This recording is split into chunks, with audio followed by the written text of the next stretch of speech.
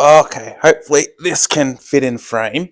I did this video about a year ago where I went through all the series I was currently in the middle of and graded my excitement to continue the series. Now, just recently I was thinking I've been doing a really good job at reading fewer series at a time and just sticking to a series once I start it and getting through it, or DNFing it. But in planning for this video, as you can tell by this stack of books, that's not including all the series I've started or have been in the middle of in the last year, things may have got a little bit more out of hand than I had thought. So we're going to go through all the series that I've continued on reading in the last year from that previous video, started reading and haven't finished yet, and go through and rank my excitement. We're going to give them grades. We're going to go through if I'm going to DNF the series, if I'm unsure and need your help to let me decide if I'm going to continue, and talk a little bit about my experience of each series as we go through. We've got some incredible series here. We've got some new releases coming out in these series very soon that I'm very excited to be talking about and going over and reading very soon. So let me know, are you a serial series starter or are you a series binger, and once you start a series you'll stick with it till you're finished? Or do you just read a book one for a different series each week and see how many series you can start each year? Let me know down in the comments. Like the video, subscribe to the channel. We talk fun fantasy book things here. And if you want reviews for every single book I read, check out my Patreon link down in the description to help out the channel a little extra. Now, we've got a big stack of books, so let's get started. I just got to find a place to sit these down. Give me a second. Okay, so starting from the top of the stack, we've got the Empire Trilogy by Raymond D. Feist and Janny Wurtz. This is the second trilogy in Raymond D. Feist's whole Riftwall saga, but it's a trilogy you can read by itself, though I hear it's elevated if you read the first trilogy, which starts with the Book Magician, before you read these ones.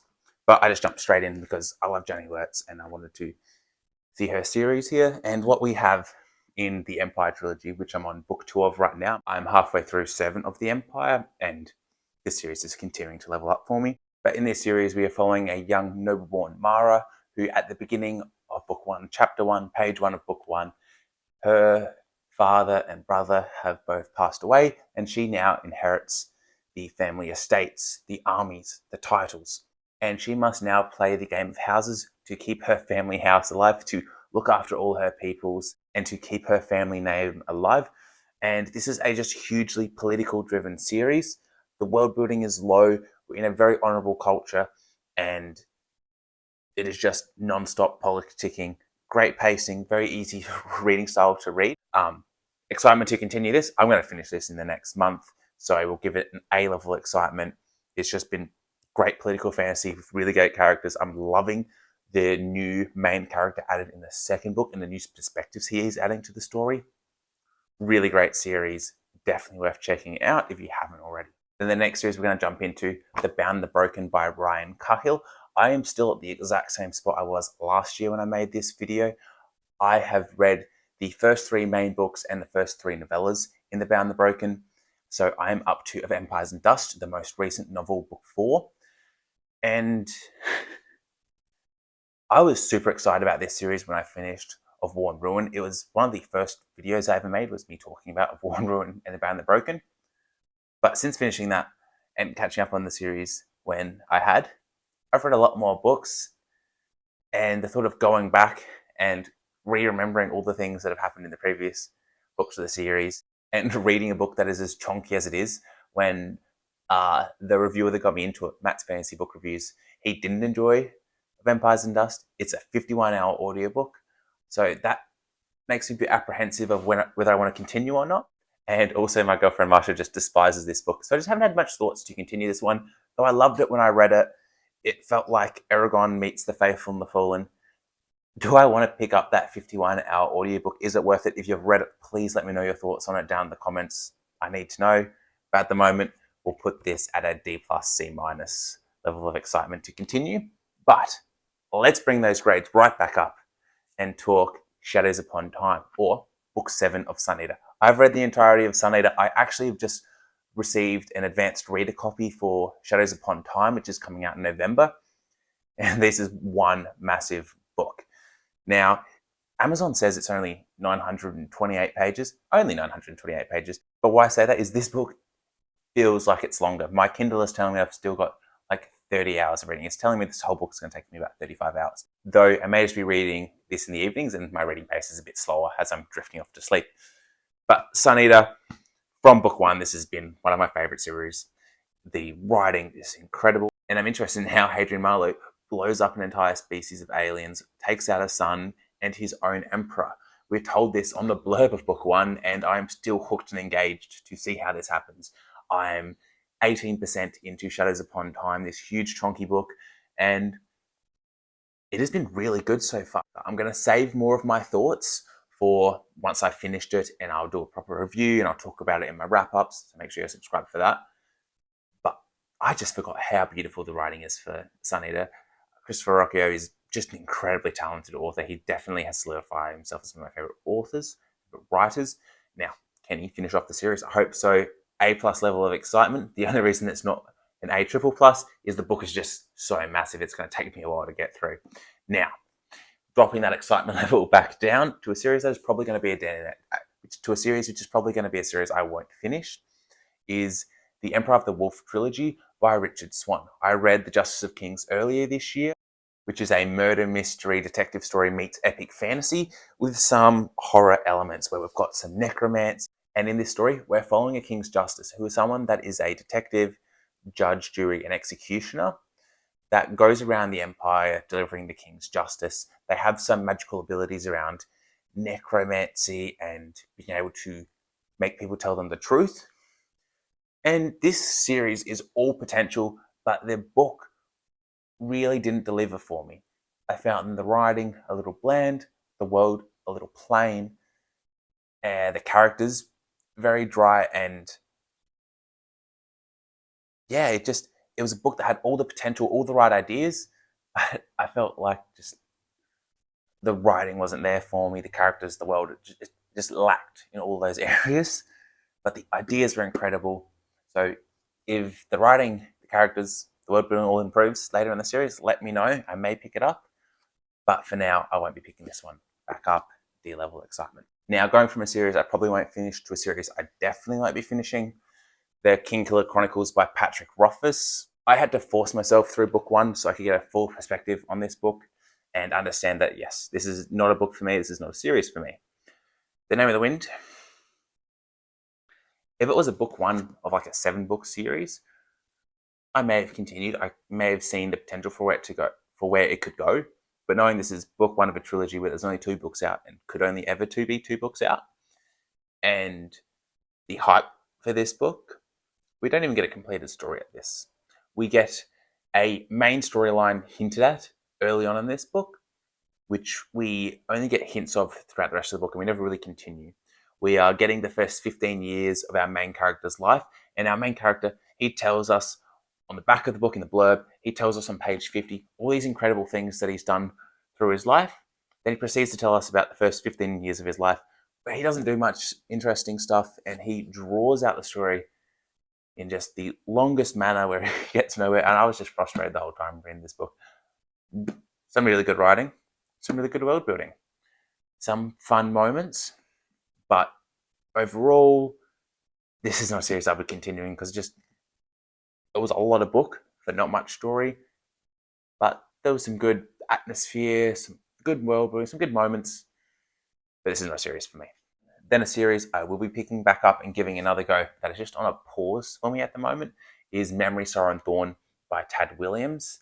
I read the first half of this. I got up to chapter 24 around December last year, and I just wasn't in the mood to start another big epic fantasy that has a slower paced story. So I put it down. There was nothing I didn't like about it. It was we've got a young male character coming of age, learning that he has some abilities. He's very curious, and I'm very interested to see where this goes. I want to get back to it. I'll start from the start, but probably not until next year. So we'll give this a C+ level of excitement.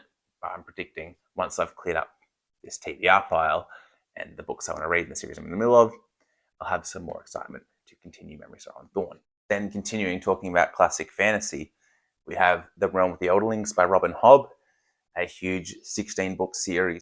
that is broken up into 5 smaller series. I have read 9 of the 16 books of the Realm of the Elderlings, and I think I'm going to stop there.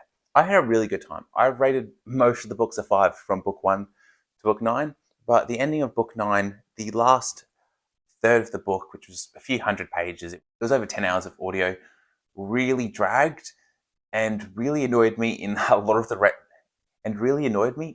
directions the story chose to go.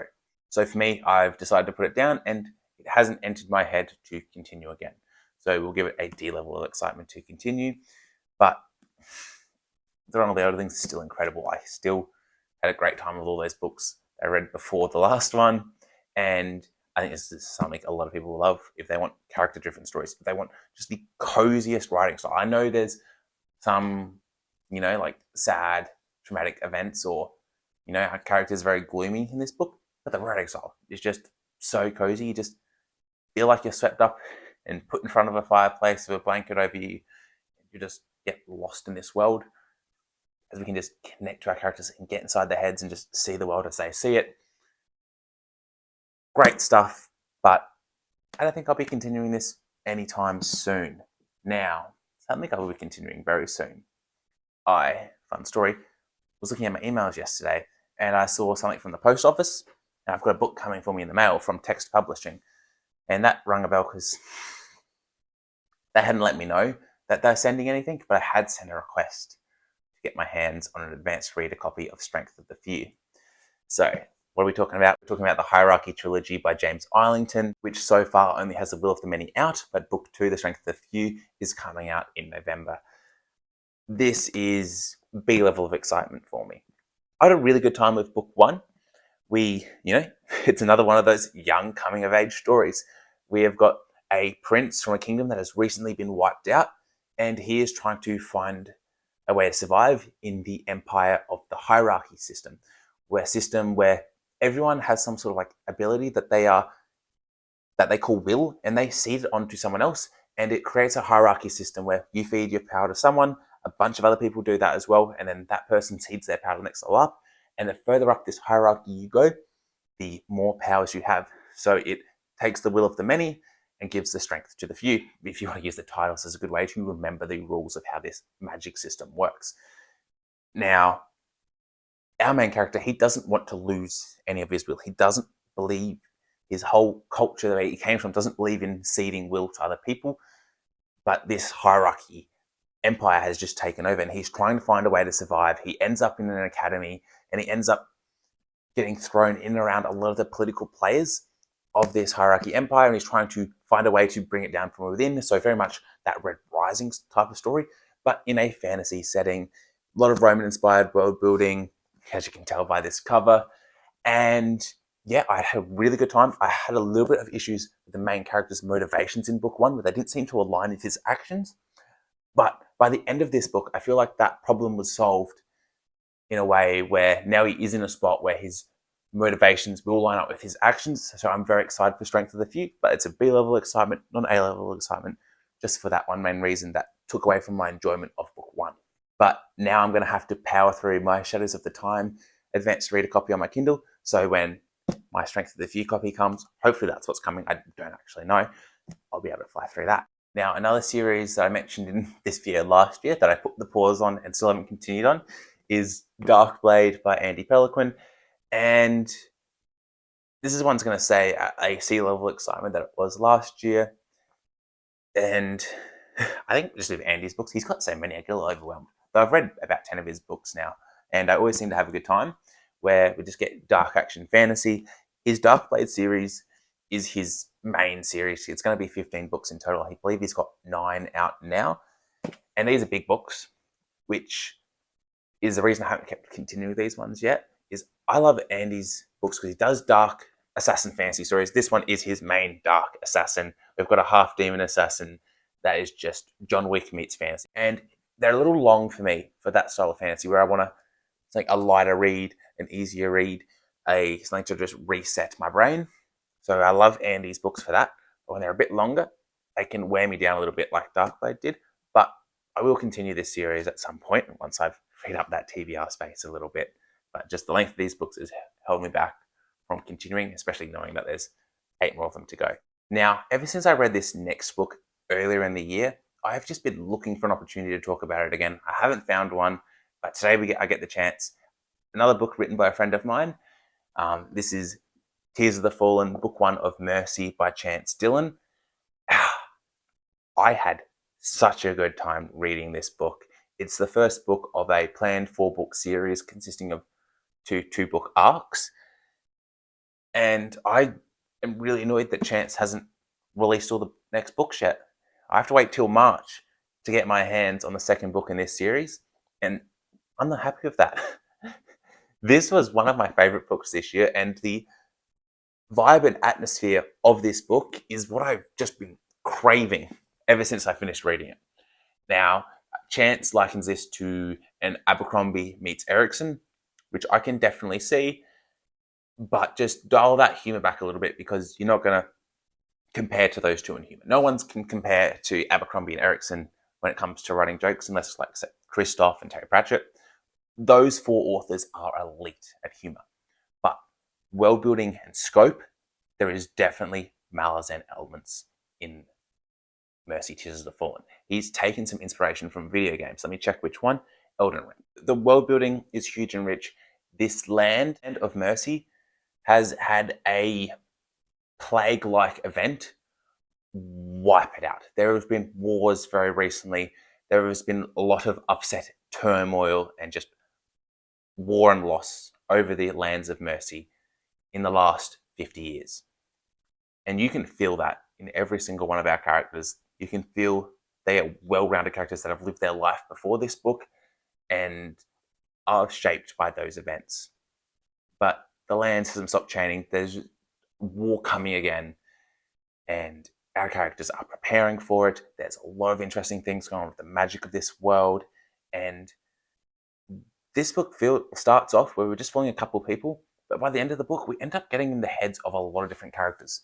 So Chance does a really good job of slowly building up the world, slowly building up the characters, so we don't feel overwhelmed from so we don't feel overwhelmed from the start of the book. But by the end of the book, we've taken in a lot of characters and world building, and just a really gritty, down-the-ground story with some huge world building and some huge plots that are easier to follow than a Malazan book. I cannot wait to continue reading Mercy. A++ level excitement. And talking about something that was inspired by Malazan, why don't we just talk about Malazan? Book of the Fallen by Steven Erikson. I've read 5 of the 10 books of this series, and it is A++ level excitement. The only reason I'm not flying through more Malazan now is I need to catch up on all these new releases coming out in November. So I'm going to have to put Malazan on hold till December, but I cannot wait. Halfway through this series, and I'm starting to see the vision, though I still have no idea where it's going. The world building, insane. The amount of characters we're following, the magic systems, the plot lines, so much. That's the tricky stuff of Malazan. It's just, there's a lot to remember. There's a lot going on. So it's not like it's crazy confusing and you can't keep up, because Steven Erikson will tell you everything you need to know when you need to know it, so things will make sense and not be too tough for you. But there's just a ton of different things going on, a ton of things to remember, and the story jumps around from book to book. Different timelines, different continents, and from what I've heard, a lot of my favorite characters all come together in book 6 in the Bone Hunters, and I just can't wait to get into it. Look at this cover that Mush has been able to find, one of the old ones, just brilliant. Just super high levels of excitement for Malazan Book of the Fallen. A++++. It's the final boss of fantasy, and I just can't wait for more. Now, let's go to the next A+++ level of excitement read with The Empire of the Vampire, which has Empire of the Dawn coming out in less than a month's time from now. And it's an A++ level of excitement, but that A is for apprehensive. I love J. Christoph. I absolutely love Empire of the Vampire. It's my favorite series of all time. It gives me the most enjoyment to read. This series is my all-time favorite. But I've read a few other J. Christoph series, and I can't say a book 3 of his series have ever been the strongest book. His book 1s and 2s are great. His book 4s have always been still enjoyable, but on the weaker side for the series. Now, I've hyped up this series so much. I'm getting worried. What if he doesn't land the plane? What if he doesn't land the ship and it's a disappointing? I'm apprehensive, but I'm so hopeful because Gabriel Delano is one of my favorite characters I've ever read. I love this world. I love the atmosphere. I just love the beautiful writing and the incredible humor of this series. Let's hope Jay finishes it strong. Now, another series I'm having a really good time with, but I'm taking slower. The Wars of Light and Shadow by Janny Wirtz. I've read 3 of the 11 books of this series. And this one, I read on the slower side because there's no audiobooks. I can only read these ones.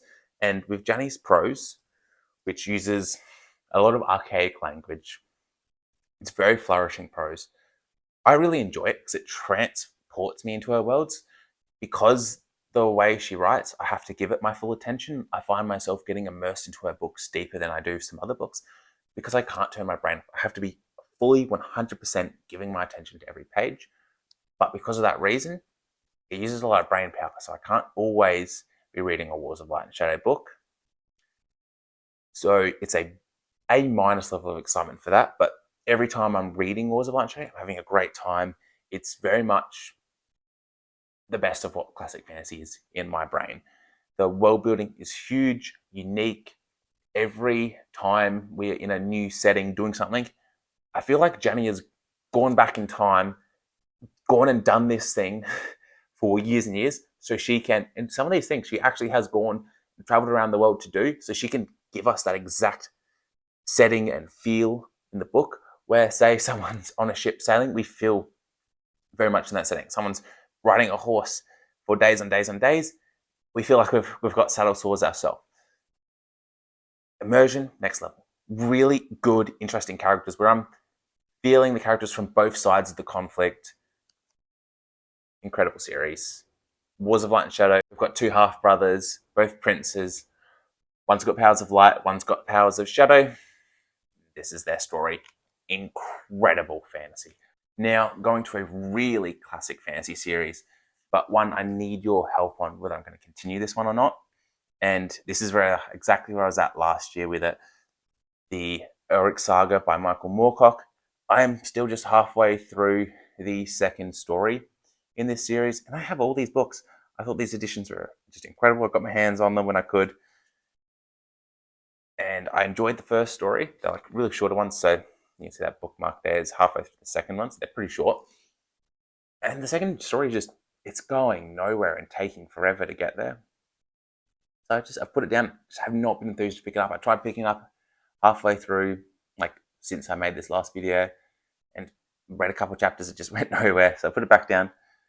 Should I continue the second story? Should I just jump to the third story and see how that goes?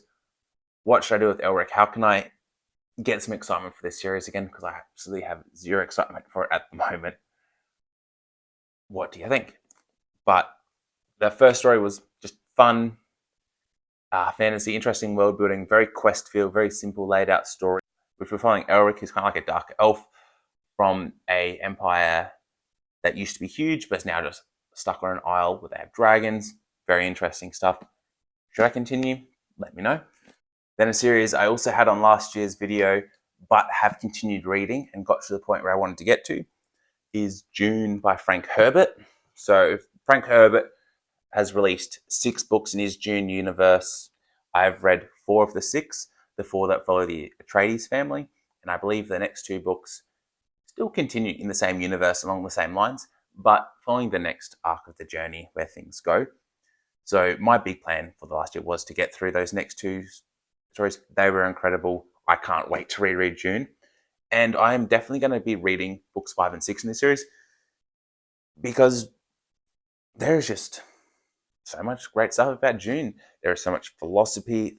There is so much philosophy and just interesting plot lines and character work and interesting ways of thinking. And I'm just so curious where he decided to go with his story. He is an incredible writer, how he was thinking of the things he did back when he did, and how he incorporated his musings, his philosophies into a really good story. Just makes no sense to me. It's dense. It's just incredible read. If you want something that will get you thinking about politics, religion, leadership, lots of things about gods and stuff, check out Dune. It's great. It's as popular as it is for good reason. Now, the last book we were talking about that I have a physical copy of, the last series, I should say, Discworld. I believe there's 41, 42 Discworld books. I've read about 6 of them. Every time I read a Discworld book, except for when I read Mort, I've had a good time. It's just fun. It's whimsical. It reignites my love for reading and story every single time. Whenever I need a refresher on reading, picking up a Discworld book does that for me. Each book, Pratchett picks a topic he wants to talk about and finds a fun, whimsical story to do about it. The most recent book of his I read was Moving Pictures, and it was his take on the golden age of Hollywood. And it was a just really fun time. Nothing incredible, not a life-changing story or book by any means, but just it's good fun. And I'll be continuing my Discworld journey very slowly. So we'll go B- level excitement. Now we just got a couple series to go that I have no physical copies of. So Red Rising. I've read the 6 Red Rising books we have out. We're all waiting for Red God to come, the last book of the series. And yeah, it's A+ level excitement. And I think I'm even more excited to reread the first 6 books in preparation for book 7 because I read them so long ago. And I just see videos pop up of people like reading out the speeches and some of the monologues from this series. They get me excited. So A+ level excitement for my reread of Red Rising, A+ excitement for Red God to come out.